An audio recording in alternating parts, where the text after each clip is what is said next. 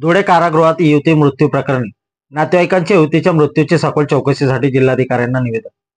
धुळे येथील जिल्हा कारागृहात 2 दिवसांपूर्वी न्यायालयीन कोठडीत असलेली युवती चंद्रमा बैरागी वय वर्ष 20 हिच्या मृत्यू प्रकरणी नातेवाईकांनी आक्रमक पवित्रा घेत मृत्यू प्रकरणाची सखोल चौकशी करण्याबाबत जिल्हाधिकाऱ्यांना निवेदन दिले आहे। एका गुन्ह्यात 2 दिवसांपूर्वी न्यायालयीन कोठडी मिळालेल्या 20 वर्षीय युवतीचे न्यायालयीन कोठडीत झालेल्या आत्महत्या प्रकरणी आत्महत्याग्रस्त मुलीच्या नातेवाईकांनी जिल्हाधिकाऱ्यांना भेटून या संदर्भात तिची आत्महत्या नसून तिला मारण्यात आले असल्याचा गंभीर आरोप लावला आहे।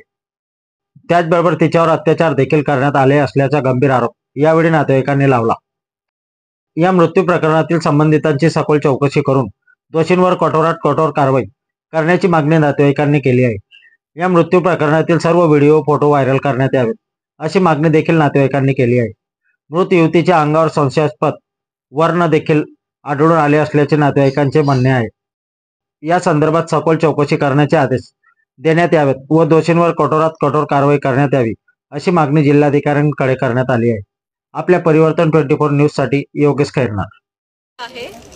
माझ्या बहिणीची मुलगी होती चंद्रमा बैरागी म्हणून, तिची आत्महत्या म्हणून असं दाखवलं गेलं आहे, पण तिची आत्महत्या नाहीये। तिच्यासोबत वाईट कृत्य घडलेलं आहे, कारण आम्ही स्वतः बॉडीला चेक केलं आणि तिचे व्हिडिओ आणि फोटो पण रेकॉर्ड केले आहे। तिला पट्ट्यापट्ट्याने मारलेलं आहे जोरामध्ये, आणि ती महिला नाही, ती स्टुडंट आहे। सिंटेल कॉलेजची BCA मध्ये सेकंड इयरला ती आता शिकत होती आणि तिला चुकीच्या ह्याच्यात फसवलं गेलंय। पण पोलिसांनी तिला कालच्या काल, आणि जे तिच्यासोबत अजून 4 मुलं होते त्यांना कालच्या काल जामीन करून सोडलं गेलं का? जर मुलीने सुसाईड केलं म्हणून तिला का सोडलं, त्यांना का सोडलं गेलं? तिला पण थांबवायला पाहिजे होतं ना।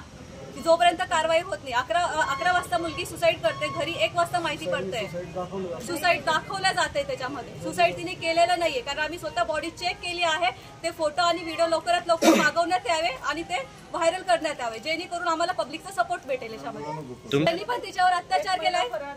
त्याच्यात एक महिला फरार आहे, तिला पण बोलवण्यात यावा। जो फिर्यादी होता तिच्या विरोधात गुन्हा दाखल, त्याला पण बोलवण्यात यावा। आणि ज्या पोलिसांनी तिच्यावर मारहाण केली, तिच्यावर अत्याचार केले, तिला टॉर्चर केलाय, त्यांना सस्पेंड केला गेला पाहिजे आणि त्यांनाही शिक्षा झाली पाहिजे।